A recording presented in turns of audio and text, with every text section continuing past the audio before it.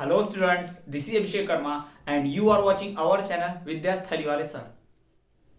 सो students, आज हम आपके लेकर आए हैं क्लास 9 एनसीईआरटी सिविक्स का 4th चैप्टर कॉन्स्टिट्यूशनल डिजाइन का 4th वीडियो लेक्चर, जिसमें हम बात करने वाले हैं कॉन्स्टिट्यूशन डिजाइन की, हमारे ड्राफ्टिंग कमेटी की, साथ ही साथ लेजिस्लेटिव फॉर कॉन्स्टिट्यूशन की।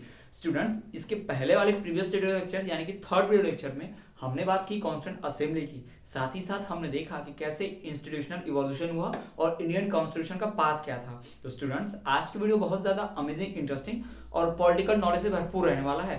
अगर आपने हमारे प्रीवियस वीडियो लेक्चर्स नहीं देखे तो आप जाके हमारे चैनल पे प्लेलिस्ट चेक कीजिए, उसमें आप सारी वीडियोस देख पाएंगे। उसके बाद इस वीडियो को कंटिन्यू कीजिएगा। तो चलिए स्टूडेंट्स, और बिना की देरी के हम शुरू करते हैं। लेजिस्लेसी ऑफ इंडियन कॉन्स्टिट्यूशन। जी हाँ स्टूडेंट्स, हमारा टॉपिक है लेजिस्लेसी ऑफ इंडियन कॉन्स्टिट्यूशन, यानी भारतीय संविधान की संप्रभुता, भारतीय संविधान की मान्यता, यानी जो इंडियन कॉन्स्टिट्यूशन है उसकी लेजिस्लेसी, उसकी वैलिडिटी क्या है। मतलब आज तक इंडियन कॉन्स्टिट्यूशन को अभी भी अच्छा माना जाता है, उसको अच्छा मानकर उसके अकॉर्डिंग वर्क किया जाता है। ऐसा नहीं कि उसकी वैलिडिटी खत्म होगी या उसके ऊपर से सबका भरोसा उठ गया, ऐसा कुछ नहीं है। आज भी इंडियन कॉन्स्टिट्यूशन के ऊपर सबका विश्वास है। ऐसा क्यों है, क्या है, ये सारी बातें हम इस चैप्टर में डिस्कस करने वाले हैं। तो स्टूडेंट, सबसे पहली बात तो ये कि आज तक कॉन्स्टिट्यूशन को बने हुए लगभग 70 ईयर्स हो चुके हैं। 70 साल पहले हमारा संविधान लागू हुआ था 1950 में, ये सब बात आप सभी जानते हैं। लेकिन स्टूडेंट्स, इन 70 सालों हमारे कॉन्स्टिट्यूशन में बहुत से उतार चढ़ाव है, यानी कि कुछ ऐसे ग्रुप्स थे, कुछ ऐसे लोग थे कि हमारे कॉन्स्टिट्यूशन के कुछ पर्टिकुलर रूल्स के ऊपर सवाल उठाए गए कि वो रूल्स गलत हैं, और उनमें से कुछ गलत भी हैं। लेकिन कुछ ऐसे भी सोशल ग्रुप्स रहे जिन्होंने इनके ऊपर बहुत ज्यादा सवाल उठाया और बिल्कुल गलत बोल के पूरा प्रोटेस्ट किया। तो कुछ को चेंज किया गया प्रोविजंस को, लेकिन कुछ प्रोविजंस अभी भी ऐसे ही गलत के गलत हैं। लेकिन आज तक किसी ऐसे ग्रुप में ये नहीं कहा कि पूरा का पूरा कॉन्स्टिट्यूशन ही गलत है। यानी हमारे कॉन्स्टिट्यूशन की वैलिडिटी पर, हमारे संविधान की विश्वसनीयता पर किसी ने सवाल नहीं उठाया। किसी ने ये नहीं कहा कि पूरा संविधान ही खराब है, ऐसा नहीं है। स्टूडेंट्स, हम आपको जानकारी के लिए बता दें कि दुनिया में बहुत से ऐसे देश हैं जहां का संविधान बना लेकिन उसके बाद से खत्म कर दिया। क्यों? क्योंकि उसके ऊपर बहुत सवाल उठाए गए और उस कॉन्स्टिट्यूशन पे सबने शक किया और उसको एक्सेप्ट नहीं किया। लेकिन हमारे कॉन्स्टिट्यूशन के साथ ऐसा कुछ भी नहीं है। हमारे कॉन्स्टिट्यूशन के खिलाफ ऐसे कई ओवर द थ्रू ईयर्स, यानी इन 70 सालों में कई ग्रुप्स ने क्या किया, सोशल ग्रुप्स, पॉलिटिकल पार्टीज ने सवाल उठाए, कई प्रोविजन पे उठाए, और कुछ गलत भी थे तो उन्हें हटाए भी गए, और कुछ गलत अभी भी कैरी ऑन कर रहे हैं। तो समय के साथ हो सकता है उन्हें भी हटा दिया जाए। लेकिन आज तक हमारे संविधान के ऊपर ऐसा क्वेश्चन नहीं अराइज हुआ, ऐसा किसी ने प्रश्न चिन्ह नहीं लगाया कि पूरा संविधान ही गलत है। किसी ने ऐसा इल्जाम नहीं लगाया हमारे संविधान के ऊपर कि फुल कॉन्स्टिट्यूशन इज रॉन्ग, है ना, पूरा गलत है, ऐसा किससे नहीं बोला। यानी ये इस बात को साबित करता है कि हमारा कॉन्स्टिट्यूशन बहुत ही अच्छा है। वर्ल्ड में पूरे बेस्ट कॉन्स्टिट्यूशन में इंडिया का नाम जरूर आता है। पूरे वर्ल्ड के डेमोक्रेसीज में इंडिया को बेस्ट डेमोक्रेसी कहा जाता है। यानी कि इंस्टीट्यूट, हमारी कंट्री जो है लार्जेस्ट डेमोक्रेसी होने के साथ साथ one of the best democracies भी है। जी हाँ स्टूडेंट्स, इसका जो एक कारण है, मेजर कारण क्या है, हमारा संविधान। संविधान अच्छा तो देश अच्छा, संविधान अच्छा तो डेमोक्रेसी अच्छी, तो कॉन्स्टिट्यूशन के ऊपर ही डिपेंड करता है। तो कॉन्स्टिट्यूशन को अधिक से अधिक लोग मानेंगे कि वो अच्छा है तो बढ़िया चलेगा, लेकिन अधिक से अधिक लोग कॉन्स्टिट्यूशन का अपोज करने लग जाए कि नहीं कॉन्स्टिट्यूशन बढ़िया नहीं है, तो उस कॉन्स्टिट्यूशन को खराब मान लिया जाएगा। उसकी लेजिटिमेसी यानी उसकी वैलिडिटी पर हर कोई सवाल उठाएगा, उसकी विश्वसनीयता पर हर कोई सवाल उठाएगा, हर कोई शक करेगा कि नहीं कॉन्स्टिट्यूशन में कुछ तो गड़बड़ है ना, या कॉन्स्टिट्यूशन ही गड़बड़ है। ऐसा कुछ नहीं हमारे यहाँ, ठीक। तो इन्हीं सब बातों को हम डिस्कस करने वाले हैं। तो चलिए पॉइंट वाइज समझते हैं। सबसे पहला, even today the constitution made by constituent assembly is accepted. जी हाँ, आज भी इन 70 सालों के बावजूद भी हमारे कॉन्स्टिट्यूशन को आज भी एक्सेप्ट किया जाता है। जिसे किससे बनाया था? कॉन्स्टिट्यूएंट असेंबली ने। ये जो कॉन्स्टिट्यूएंट असेंबली उस वक्त हमारी थी 299 मेंबर्स की, उनके द्वारा बनाए गए कॉन्स्टिट्यूशन को हम आज भी क्या करते हैं? एक्सेप्ट करते हैं। क्यों एक्सेप्ट करते हैं? क्योंकि उसमें कुछ गलत ज्यादा है ही नहीं। थोड़े मोड़े गलत टॉपिक्स जो है तो कहीं भी होते ही हैं, वो उन्हें हम समय के साथ सुधार कर सकते हैं, ठीक है। लेकिन ऐसा तो नहीं है कि कॉन्स्टिट्यूशन पूरा ही टोटली रॉन्ग है, ऐसा बिल्कुल नहीं है, आप भी जानते हैं, है ना। और पूरे वर्ल्ड में इसलिए तो फेमस है इंडियन कॉन्स्टिट्यूशन, ठीक। दूसरी बात, over this period a few groups have questioned some of its provisions but no one has questioned its legitimacy.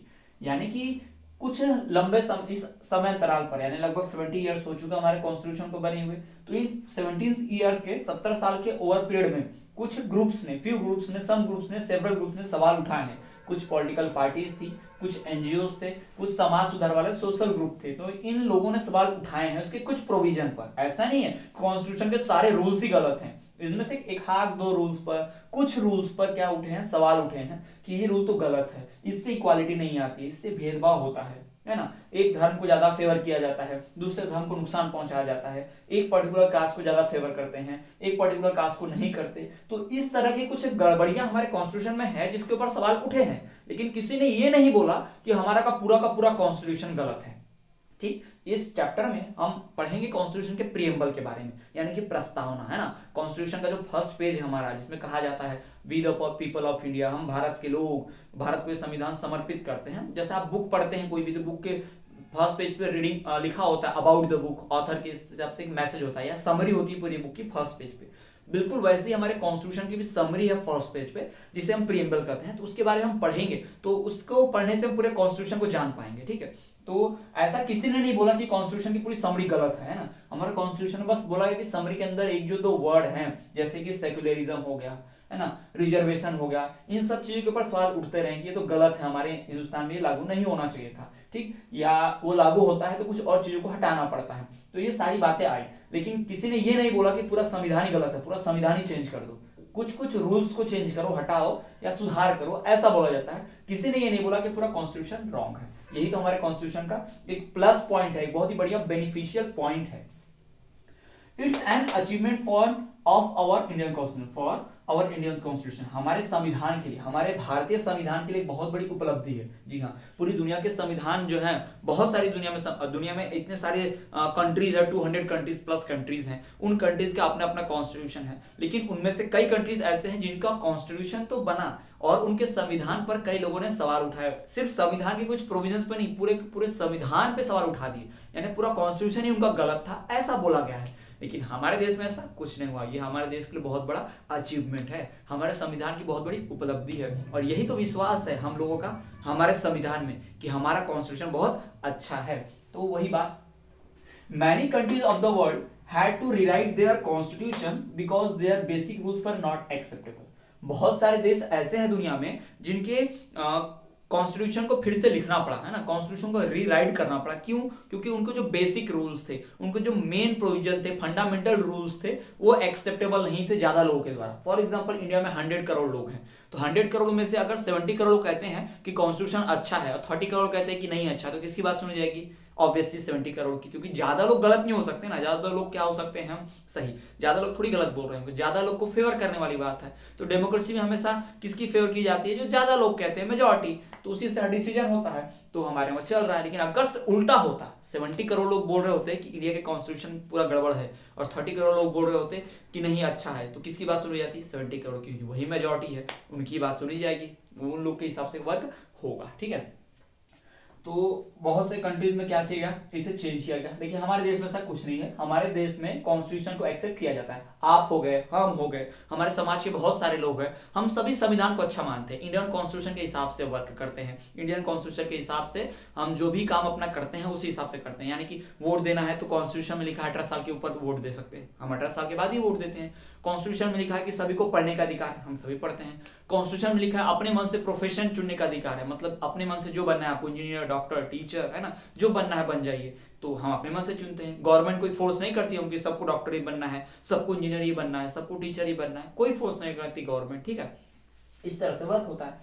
But in some countries constitution is just a piece of paper, no one follows it. But कुछ देशों में क्या होता है, constitution सिर्फ एक कागज का टुकड़ा है, उसे कोई फॉलो नहीं करता। जी हाँ स्टूडेंट, बहुत से ऐसे देश है, फॉर एग्जाम्पल आपको बताते हैं पाकिस्तान, बहुत से ऐसे देश है जैसे कि नॉर्थ कोरिया, है ना, ये ऐसे देश हैं जहां पे संविधान तो है, नाम मात्र करो, उन्होंने कॉन्स्टिट्यूशन बनाया तो है, लेकिन उसको फॉलो कोई नहीं करता, उस कॉन्स्टिट्यूशन की सुनता कोई नहीं, वो बस एक पीस ऑफ पेपर बना के रखा हुआ है फॉर्मेलिटी के लिए। उसका जो हेड होता है उस कंट्री का, वो अपनी मर्जी से ही वर्क करता है, जब चाहे उस कॉन्स्टिट्यूशन को चेंज कर देगा, जब चाहे अपने हिसाब से बिना कॉन्स्टिट्यूशन का देखे पढ़े बिना अपने मन से फैसले ले सकता है अनकॉन्स्टिट्यूशनली, यानी कि असंवैधानिक तरीके से। यानी वहां पे संविधान का होना ना होना एक बराबर है, लेकिन हमारे देश में ऐसा कुछ नहीं होता है। हमारे जो भी डिसीजन लिए जाते हैं वो संवैधानिक यानी कॉन्स्टिट्यूशनल तरीके से लिए जाते हैं। तो स्टूडेंट्स, ये तो बात हो गई इंडिया की।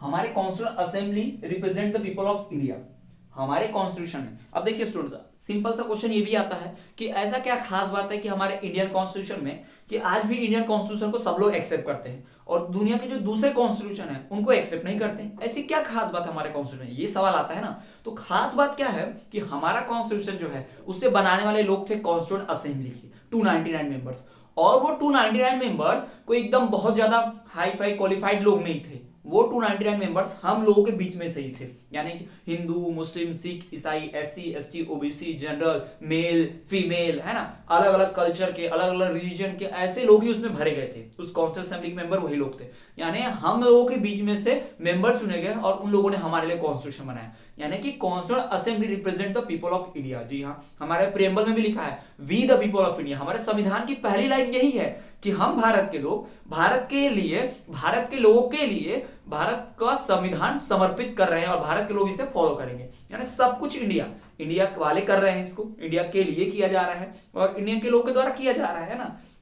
तो हम कह सकते हैं कि हमारा जो कॉन्स्टिट्यूएंट असेंबली है वो किसे रिप्रेजेंट करता है, पीपल ऑफ इंडिया को रिप्रेजेंट करता है। इसलिए तो हर कोई इसको एक्सेप्ट करता है, कोई इसके ऊपर सवाल नहीं उठाता। क्यों भाई? क्योंकि ये हमारे मन से ही तो बना था, क्योंकि हमारे लोग ने ही तो उसको बनाया था। फॉर एग्जाम्पल, आपके फैमिली में आपके पेरेंट्स ने कोई डिसीजन लिया और आपको बाहर, मतलब आपके रिलेटिव या गांव के बाहर या आपके मोहल्ले की डिसीजन की बात आती है, मतलब लोग आस पड़ोस के लोग बोलते हैं वो डिसीजन आपका भी है, आपके घर का डिसीजन बोला जाता है। ऐसा नहीं बोला जाता कि वो सिर्फ आपके पापा ने वो डिसीजन लिया है। क्या बोला जाता है कि वो आपके पूरे घर का डिसीजन, यानी उनके घर वालों ने तो ऐसा फैसला लिया, उनके घर वाले तो ऐसा काम कर रहे हैं, ऐसा बोला जाता है। क्यों? क्योंकि वो सारे चारों पांच लोग आपके फैमिली के उसी को रिप्रेजेंट करते हैं, आपकी फैमिली को रिप्रेजेंट करते हैं। बिल्कुल उसी तरह से ये जो हमारा कॉन्स्टिट्यूएंट असेंबली था उसको कौन रिप्रेजेंट करता है? हम सारे इंडियन पीपल रिप्रेजेंट करते हैं, यानी हमसे ही वो कॉन्स्टिट्यूशन बना हुआ है, हमारे लिए ही बना है और उसे हम लोग ही फॉलो करेंगे, तो सवाल ही नहीं उठता है ना। तो स्टूडेंट यही बात है, constituent assembly represented the people of India, hence constitution is accepted by Indians. इसीलिए तो कॉन्स्टिट्यूशन को इंडियंस के द्वारा क्या किया जाता है? एक्सेप्ट किया जाता है। और बहुत सी कंट्रीज में तो एक्सेप्ट भी नहीं किया जाता, बहुत सी कंट्रीज में तो कॉन्स्टिट्यूएंट असेंबली ने बनाया ही नहीं, बहुत सी कंट्रीज में तो एक दो लोगों ने मिलकर संविधान के रूल्स लिख दिए, बस वही चल रहा है, और कुछ कंट्रीज में तो उसको फॉलो भी नहीं करते, बस लिख के रख दिया है। तो स्टूडेंट्स ये बात हो गई लेजिस्लेमेसी ऑफ इंडियन कॉन्स्टिट्यूशन, यानी कि इस तरह से भारतीय संविधान की विश्वसनीयता, भारतीय संविधान की वैलिडिटी आज भी है, यानी आज भी हमारा कॉन्स्टिट्यूशन उसी प्रकार से माना जाता है जैसा पहले माना जाता था। क्यों?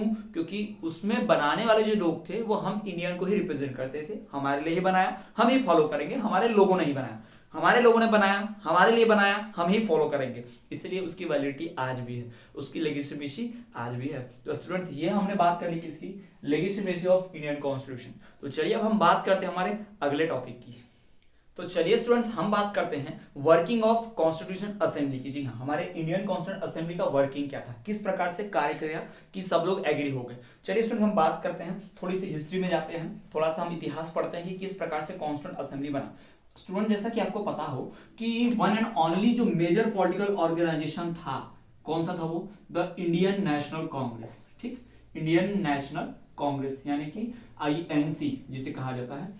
ये अभी की कांग्रेस और उस कांग्रेस में जमीन आसमान का फर्क है। ये वो कांग्रेस जो देश की आजादी की लड़ी थी, और अभी की कांग्रेस सिर्फ और सिर्फ अपनी आजादी यानी चुनाव के लिए लड़ती रहती है, अपना फायदे के लिए, पॉलिटिकल पार्टी के लिए। तो ऐसा कुछ नहीं है इसमें। वो जो इंडियन नेशनल कांग्रेस थी उस वक्त की, ठीक है, वो INC जो थी इसे एक अंग्रेज ने बनाया था। किससे बनाया था? अंग्रेज ने, ब्रिटिश आर्मी ने, ब्रिटिश पर्सन ने। तो अब ब्रिटिश पर्सन अपने फायदे के लिए बनाएगा, इंडियन के फायदे के लिए बनाएगा, आप खुद समझदार है, समझ जाइए। जो इंडियन नेशनल कांग्रेस थी, ठीक, वो कॉन्स्टिट्यूएंट असेंबली के डोमिनेंट थी, मतलब दे वर डोमिनेंट। ये लोग क्या थे? डोमिनेंट थे, डोमिनेंट थे हमारे कॉन्स्टिट्यूएंट असेंबली में। अब डोमिनेंट थे का मतलब समझिए आप, डोमिनेंट मतलब क्या? इनका ही रूल चलता है। रूल मतलब मैक्सिमम मेंबर जो थे, मैक्सिमम मेंबर जो थे किसके होंगे? इस इंडियन नेशनल कांग्रेस के होंगे। किस में? कॉन्स्टिट्यूएंट असेंबली में। किसकी बात हो रही है? ये कॉन्स्टिट्यूएंट असेंबली की बात हो रही है। हम कहना ये चाहते हैं कि हमारी कॉन्स्टिट्यूएंट असेंबली ने जो भी वर्क किया, जो भी संविधान बनाया, ठीक, हमारे कॉन्स्टिट्यूएंट असेंबली ने जो भी संविधान बनाया, उस संविधान को बनाने में और लोगों ने भी हेल्प किया, लेकिन उसमें सबसे ज्यादा मेंबर्स किसके थे? इंडियन नेशनल कांग्रेस के। लेकिन ऐसा नहीं है कि इंडियन नेशनल कांग्रेस के ही सिर्फ थे, इस maximum members Indian national Congress के थे। लेकिन इंडियन नेशनल कांग्रेस में तो खुद ही दो पार्ट बने हुए थे, 2 से 3 पार्ट। जी हाँ, इंडियन नेशनल कांग्रेस में ही कई लोग ऐसे थे जो उनकी खुद की पार्टी से एग्री नहीं करते थे। फॉर एग्जाम्पल आपको बता दें कि बाल गंगाधर लोकमान्य तिलक, गोपाल कृष्ण गोखले। और हम आपको बताएं कि लाल बाल पाल, आपने फेमस नाम सुना होगा, लाला लाजपत राय, बाल गंगाधर तिलक और विपिन चंद्र पाल, ये लाल बाल पाल के नाम से फेमस है। ये सब एग्रेसिव लीडर्स थे। तो इन लोगों ने कभी भी कांग्रेस का सपोर्ट नहीं किया। सुभाष चंद्र बोस जी की बात हम कर लेते हैं, सरदार वल्लभ भाई पटेल की हम बात कर लेते हैं। ये ऐसे लीडर्स थे जो कांग्रेस की बातों से एग्री नहीं करते थे। ये ऐसे लोग थे इनके अपोज थे। भगत सिंह, राजगुरु, सुखदेव, इनकी भी बात कर लीजिए। ये लोग भले कॉन्स्टिट्यूशन असेंबली में नहीं थे, लेकिन जब तक ये जिंदा थे देश के लिए, जब तक इन्होंने अपनी जान न्यौछावर नहीं की, तब तक ये लोग कांग्रेस के अपोज करते रहे। यानी कि हम कह सकते हैं कि कॉन्स्टिट्यूशन असेंबली बनाने में सिर्फ और सिर्फ आईएनसी नहीं था, आईएनसी प्लस अपोज करने वाले, है ना, अपोज करने वाले और दूसरी छोटे मोटे ग्रुप्स, सोशल ग्रुप्स, रिवोल्यूशनरीज, है ना, बहुत सारे से लोग थे, फ्रीडम फाइटर्स, विमेन्स, बहुत सारे से लोग थे। इवन कुछ ब्रिटिशर्स भी थे, जी हाँ, इसमें कुछ ब्रिटिशर्स भी थे। इन सब ने मिलकर बनाया था हमारे कॉन्स्टिट्यूशन को। तो इसीलिए क्या कहा जाता है, हमारे कॉन्स्टिट्यूशन असेंबली में वेरियस टाइप के लोग थे। अगर कॉन्स्टिट्यूशन असेंबली में मान लीजिए, फॉर एग्जांपल बताते हैं, अगर कॉन्स्टिट्यूशन असेंबली में सिर्फ और सिर्फ मुस्लिम मेंबर्स होते तो वो क्या होता, बाद में हिंदू मेंबर्स अपोज करते कि ये तो सिर्फ मुस्लिम मेंबर के द्वारा बनाएगा, हम इसको एक्सेप्ट ही नहीं करेंगे। या फिर वाइस वर्सा हो सकता था, है ना, कि सिर्फ हिंदू लोग बनाते तो मुस्लिम लोग बाद में कहते कि हम एक्सेप्ट नहीं करेंगे कॉन्स्टिट्यूशन क्योंकि सिर्फ हिंदू लोगों ने बनाया है। तो ये हम बता रहे हैं आपको एज एग्जांपल, जरूरी नहीं कि रिलीजन की बेस पे हो सकता है सिर्फ SC ST वालों ने बनाया होता, जैसे बाबा साहब अम्बेडकर हेड थे ड्राफ्टिंग कमेटी के, तो उन्हें फादर ऑफ कॉन्स्टिट्यूशन कहते हैं, तो उन्होंने बनाया तो हम नहीं मानेंगे, ऐसा नहीं है। हमारे यहाँ कॉन्स्टिट्यूशन बनाने में, कॉन्स्टिट्यूशन असेंबली में सभी लोग थे, हिंदू, मुस्लिम, सिख, ईसाई, SC ST OBC, general, Hindi बोलने वाले, मराठी बोलने वाले, कन्नड़ बोलने वाले, तमिल बोलने वाले, इंग्लिश बोलने वाले, कुछ ब्रिटिशर्स भी थे, मेल भी थे, फीमेल भी थे, फ्रीडम फाइटर्स भी थे, बहुत पढ़े लिखे लोग भी थे, बट लोग ऐसे भी थे जो कुछ भी पढ़े लिखे नहीं थे लेकिन अपने एरिया में बहुत फेमस थे, है ना, अपने एरिया के बहुत अच्छे फ्रीडम फाइटर थे। उन सभी को शामिल किया गया था कॉन्स्टिट्यूशन असेंबली में। कॉन्स्टिट्यूशन असेंबली में जो 299 मेंबर्स थे वो सारे ऐसे लोग थे जो हमारे इंडिया के अलग अलग रीजन से आते थे, अलग अलग सोशल ग्रुप को बिलोंग करते थे, अलग अलग कम्युनिटी को बिलोंग करते थे। फॉर एग्जाम्पल हम गुजरात की बात करते हैं तो गुजरात में गुजराती कम्युनिटी से किसी एक या दो को चुन लिया गया होगा, महाराष्ट्र के मराठी कम्युनिटी से एक दो को चुन लिया गया होगा, उधर हम बात करें नागालैंड, मिजोरम, इम्फॉल, उधर से किसी एक दो को चुन लिया गया होगा, साउथ के पार्ट से दो तीन को चुन लिया होगा, या ना, हिंदी बोलने वाले को चुना हो गया, इंग्लिश बोलने वाले को, मराठी बोलने वाले को, कन्नड़ बोलने वाले, तमिल बोलने वाले को, नॉर्थ पार्ट से यूपी बिहार से कुछ लोग को चुना हो गया। यानी हम कह सकते हैं कि हर एक पार्ट से कुछ ना कुछ लोग को चुना गया था और उन लोगों ने कॉन्स्टिट्यूशन असेंबली मिल के कॉन्स्टिट्यूशन बनाया। यानी कोई ऐसा कह ही ना सके कि कॉन्स्टिट्यूशन बनाने में हमारे लोग का तो शामिल ही नहीं किया गया, कोई ऐसा बोल ही ना पाए कि कॉन्स्टिट्यूशन बनाने में हमारे ग्रुप के, हमारे रीजन के, एरिया के लोग को शामिल ही नहीं किया गया, ऐसा बोल ना सके। फॉर एग्जाम्पल हम बात करें अगर हमारे साउथ के एरियाज की, तो कॉन्स्टिट्यूशन असेंबली में साउथ के भी कुछ लोग आए थे। तो अब साउथ के लोगों को क्या लगा होगा कि संविधान बनाने हमारे लोग भी गए हैं, तो उन्होंने भी अपनी बात रखी होगी। अब कॉन्स्टिट्यूशन असेंबली के मेंबर्स हैं 299 में से वो लोग भी, तो जब मीटिंग होती होगी तो भी डिसाइड करते होंगे कि संविधान में हमारे साउथ के लोगों के लिए भी ये रूल बनाओ, हमको भी ये फायदा मिलना चाहिए, वगैरह वगैरह, इस तरह के टॉपिक्स है ना, बस एग्जाम्पल के तौर पर बता रहे हैं। तो हम कहना ये चाहते हैं कि कॉन्स्टिट्यूशन असेंबली में सभी प्रकार के मेंबर्स थे, जो कांग्रेस से एग्री करते थे, जो कांग्रेस से एग्री नहीं करते थे, कई लोग कांग्रेस का अपोज भी करते थे, कुछ लोग ऐसे थे जो अलग अलग रीजन को बिलोंग करते थे, अलग अलग रीजन को बिलोंग करते थे, अलग अलग कास्ट को बिलोंग करते हैं, लेकिन सब ने मिलकर क्या किया है, कॉन्स्टिट्यूशन बनाने में हेल्प किया है। यानी कि हमारे कॉन्स्टिट्यूशन की वर्किंग यूनाइटेडली थी, यानी सब लोग मिलकर एक साथ काम किए, इसलिए कॉन्स्टिट्यूशन हमारा क्या बहुत अच्छा बना है। कोई इसका अपोज ही नहीं कर पा रहा है, क्यों, कोई इल्जाम ही नहीं लगा सकता कि सिर्फ इन लोगों ने अकेले मिलकर कॉन्स्टिट्यूशन बना लिया, अपने आप रूल बना लिया, हमसे पूछा ही नहीं, हमारी बात भी नहीं सुनी, तो हम क्यों माने इनका रूल। ऐसा तो कोई क्वेश्चन अराइज ही नहीं होता हमारे यहाँ, क्यों, क्योंकि हमारे यहाँ सभी लोग शामिल है ना, हमारे यहाँ तो सभी लोग शामिल हुए, हमारे सभी लोग इस कॉन्स्टिट्यूशन बनाने में शामिल हुए थे, सभी का खून शामिल है इस देश की मिट्टी में, है ना, सभी का योगदान है संविधान बनाने में। तो स्टूडेंट्स ये तो बात हो गई इंडियन नेशनल कांग्रेस की, है ना, ये तो बात हो गई हमारे कॉन्स्टिट्यूशन असेंबली की, कैसे हमारा कॉन्स्टिट्यूशन असेंबली वर्क करती है। हमारी कॉन्स्टिट्यूशन असेंबली टुगेदरली, यूनाइटेडली, एक साथ मिलकर वर्क करती है, और तो और डिफरेंशिएशन के साथ वर्क करती है, मतलब अलग अलग लोग मिलकर वर्क करते हैं। ऐसा नहीं है कि बस एक ही कास्ट के भर दिए, एक ही रिलीजन के भर दिए, या फिर एक ही रीजन के लोगों को भर दिया, एक ही जेंडर के, एक ही कास्ट के भर दिया, ऐसा नहीं। सब लोग डिफरेंटली मिले हुए थे, अलग अलग एरिया से अलग अलग लोगों को चुना गया था और सबकी बात सुनी गई थी और उसके पश्चात ही रूल्स बने थे। फिर भी कुछ बातों पे डिसएग्री एग्री हुआ, वाद विवाद हुआ, झगड़ा वगैरह हुआ, लेकिन ऐसा नहीं हुआ कि कोई एकदम ग्रुप छोड़ के चला गया, कोई पार्टी नहीं बनना चाहता या फिर कोई कॉन्स्टिट्यूशन को पूरा ही गलत मानता है, ऐसा कुछ नहीं था। सभी लोग मानते हैं, सभी लोग इसकी वैलिडिटी को समझते हैं। तो स्टूडेंट्स यहाँ हमने बात की है कॉन्स्टिट्यूएंट असेंबली की वर्किंग। तो वर्किंग कैसी थी कि हमारे कॉन्स्टिट्यूएंट असेंबली को बनाने के लिए मैक्सिमम जो मेंबर्स थे वो अलग अलग एरियाज को, अलग अलग रीजन को बिलोंग करते थे। यानी कि हमारा, लेकिन उसमें डोमिनेंट जो मेंबर्स थे इंडियन नेशनल कांग्रेस, यानी सबसे ज्यादा लोग कौन सी पार्टी के थे, इंडियन नेशनल कांग्रेस के लोग थे संविधान बनाने में। लेकिन उन सभी लोगों में भी आपस में ज्यादा बनती नहीं थी, उन सभी लोग भी आपस में एक दूसरे का अपोज करते थे। यानी कि भले ही कांग्रेस के 5 लोग शामिल है कॉन्स्टिट्यूशन बनाने में, लेकिन वो 5 में से 3 कुछ और बात बोलते हैं, 2 कुछ और बात बोलते हैं। यानी कि सभी एक दूसरे का अपोज करते हैं या एग्री नहीं करते थे, या अलग अलग डिसीजन वाले, अलग अलग थिंकिंग थॉट्स वाले लोग थे। यानी सबकी सोच अलग अलग थी, अलग अलग रीजन से लोग आए, अलग अलग कास्ट के लोग शामिल थे, अलग अलग रिलीजन के लोग शामिल थे, अलग अलग लैंग्वेज बोलने वाले, अलग अलग कल्चर वाले। तो इस तरह से हमारे पूरे कॉन्स्टिट्यूशन को बनाने में, हमारी कॉन्स्टिट्यूएंट असेंबली में बहुत सारे लोग शामिल थे, सभी लोग इंक्लूडेड थे। इसलिए तो सारे पीपल ऑफ इंडिया के लोग इस कॉन्स्टिट्यूशन को एक्सेप्ट करते हैं। तो स्टूडेंट्स ये तो बात हो गई वर्किंग ऑफ कॉन्स्टिट्यूएंट असेंबली की। चलिए हम बात करते हैं हमारे अगले टॉपिक ड्राफ्टिंग कमेटी की। ड्राफ्टिंग कमेटी, तो चलिए अब हम बात करते हैं ड्राफ्टिंग कमेटी की। तो सबसे पहले बात ध्यान रखिए कि जिस तरह से कॉन्स्टिट्यूएंट असेंबली के चेयरमैन कौन थे, डॉक्टर राजेंद्र प्रसाद, उसी प्रकार से डॉक्टर अंबेडकर जी किसके चेयरमैन थे, ड्राफ्टिंग कमेटी के। Chairman of drafting committee was doctor B R. Ambedkar. जी हाँ, डॉक्टर बाबा साहेब भीमराव अंबेडकर ही कॉन्स्टिट्यूएंट असेंबली के चेयरमैन थे। ठीक, ये बात आप ध्यान रखिएगा, अक्सर एग्जाम में पूछा जाता है वन वर्ड में। Doctor B R. अंबेडकर ही चेयरमैन थे ड्राफ्टिंग कमेटी के। ठीक है, अब ड्राफ्टिंग कमेटी के जो लोग थे, चलिए हमको समझाते कि कॉन्स्टिट्यूएंट असेंबली ड्राफ्टिंग कमेटी में फर्क क्या था। देखिए, कॉन्स्टिट्यूएंट असेंबली वाले डिसाइड करते थे किस टॉपिक के ऊपर लॉ बनेगा, जबकि ड्राफ्टिंग कमेटी वाले लॉ बनाते थे।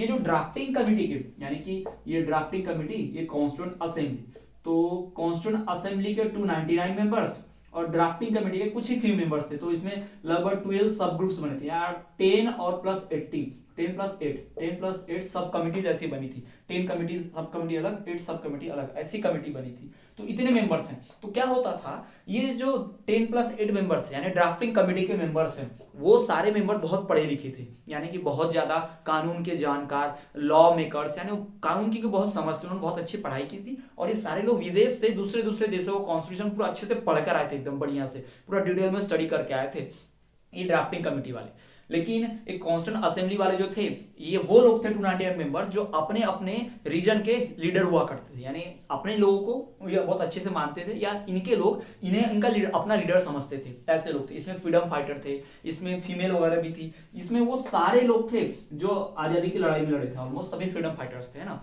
तो क्या था, ये कॉन्स्टिट्यूएंट असेंबली वाले पीपल को रिप्रेजेंट करते थे, इंडिया के लोग को, जबकि ड्राफ्टिंग कमेटी वाले नहीं करते थे, क्योंकि ये तो पढ़े लिखे थे, अमीर घर से भी हो सकते थे या गरीब घर से, जिन्हें कोई ज्यादा जानता नहीं था, ऐसे भी लोग थे जिन्होंने आजादी की लड़ाई में ज्यादा पार्ट तो नहीं लिया, लेकिन हाँ पढ़ाई लिखे बहुत की थी, तो ऐसे भी लोग थे।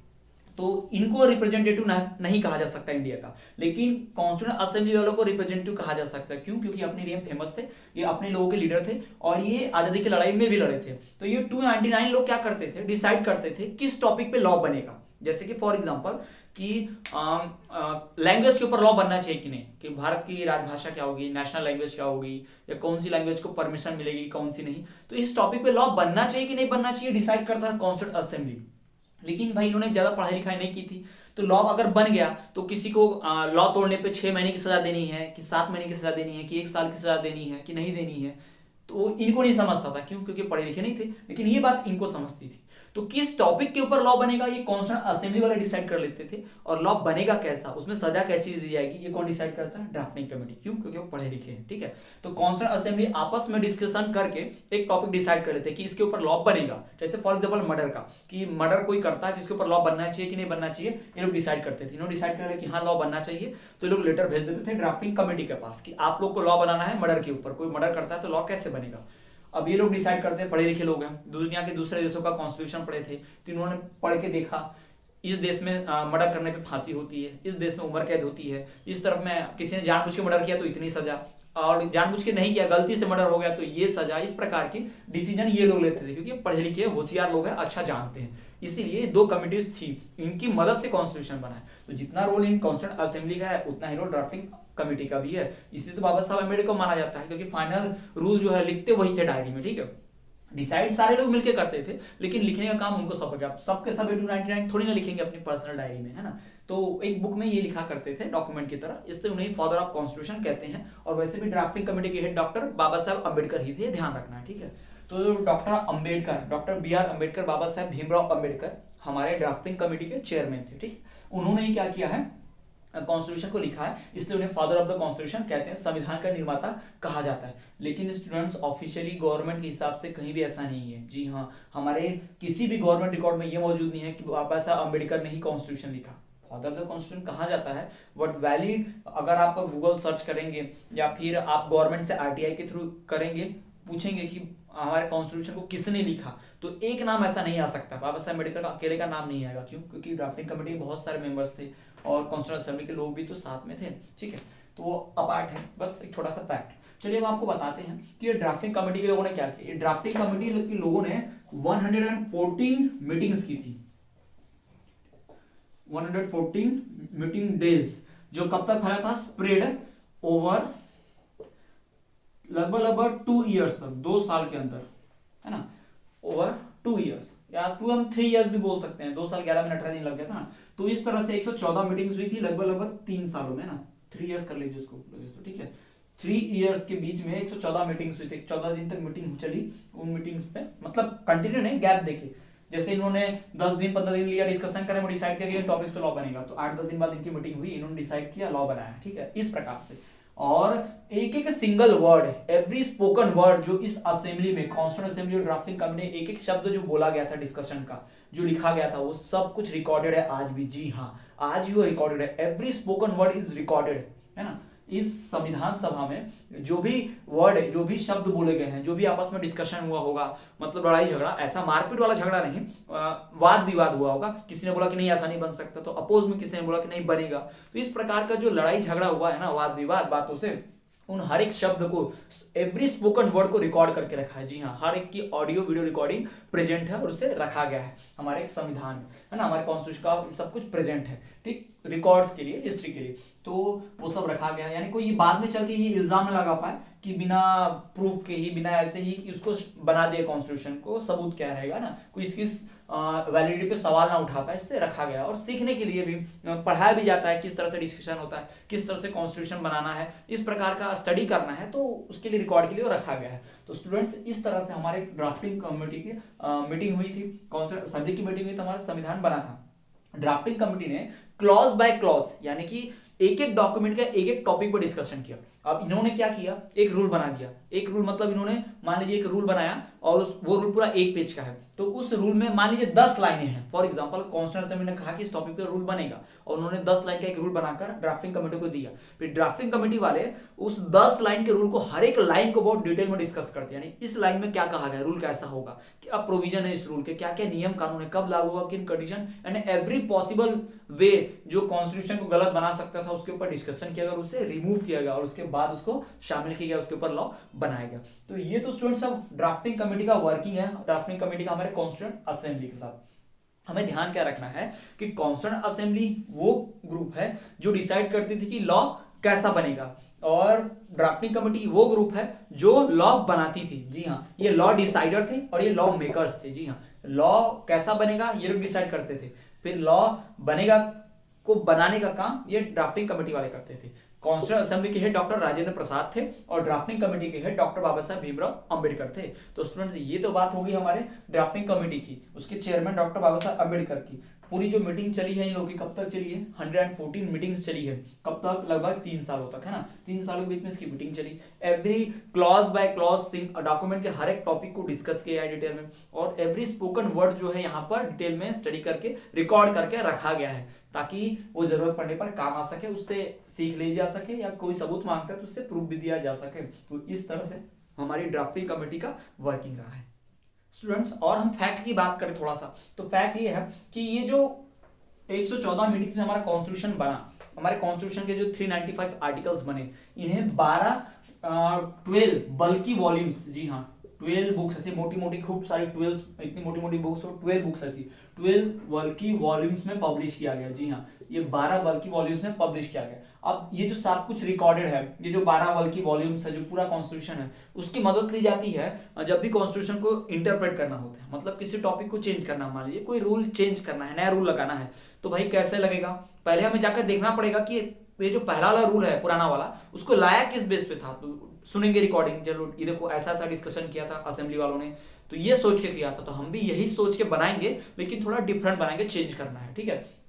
तो 12 बल्कि वॉल्यूम्स में क्या हुआ है, हमारे कॉन्स्टिट्यूशन को पब्लिश किया गया है। जो कॉन्स्टिट्यूंट असेंबली का जो पूरा डिस्कशन हुआ था 114 मीटिंग में, ड्राफ्टिंग कमेटी और कॉन्स्टिट्यूंट असेंबली का, वो मीटिंग में जो डिस्कशन हुआ है उसको रिकॉर्ड करते हुए उन सबको 14 बल्कि वॉल्यूम्स में प्रेजेंट किया, ठीक। और इसका इस्तेमाल कब किया जाता है? हमारे कॉन्स्टिट्यूशन को इंटरप्रेट करने में, मतलब चेंज करने में। उसको कुछ भी, कॉन्स्टिट्यूशन चेंज नहीं होता, उससे कुछ कुछ प्रोविजन चेंज होते हैं, रूल्स रेगुलेशन चेंज होते हैं, नया रूल ऐड करना, पुराने रूल को हटाना, ये सब इन्हीं की मदद से किया जाता है। और तो स्टडी करने के लिए जजेस को, सुप्रीम कोर्ट के, हाई कोर्ट के जो जजेस होते हैं, वही लोग कॉन्स्टिट्यूशन को रीइंटरप्रेट करते हैं, तो वो लोग इसको पढ़ते हैं। स्टडी में, लॉ की स्टडी जब कराई जाती है तो उन्हें पढ़ाया जाता है सब कुछ, ठीक है। जिस तरह से हम और आप सोशल साइंस, हिंदी, इंग्लिश ये सब पढ़ते हैं, उस प्रकार से जो लॉयर्स होते हैं, जजेस होते हैं, उनकी पढ़ाई में, उनकी स्टडी में ये सब शामिल किया जाता है, ताकि वो लोग इस तरह की बातें समझ पाएं, क्योंकि उनको आगे चल के इसी फील्ड में रहना है, इसी प्रकार के डिसीजन देना है कॉन्स्टिट्यूशन के हिसाब से ही। तो स्टूडेंट्स, ये तो बात हुई किसकी? ड्राफ्टिंग कमेटी की। हेड चेयरमैन थे,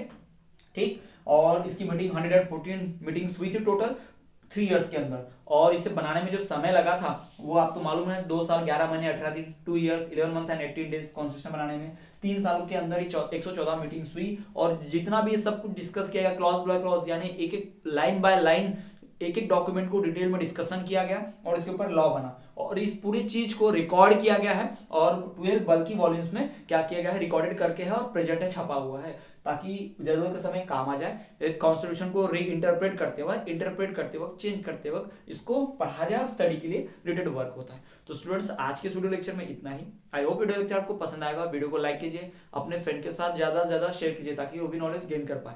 यदि आपको कोई डाउट है तो कमेंट कर दीजिए, हम आपको डाउट दूर करने की पूरी कोशिश करेंगे। तो स्टूडेंट, इसी तरह से आप हमारे चैनल में बने रहिए और देखते रहिए विद्यास्थली वाले सर।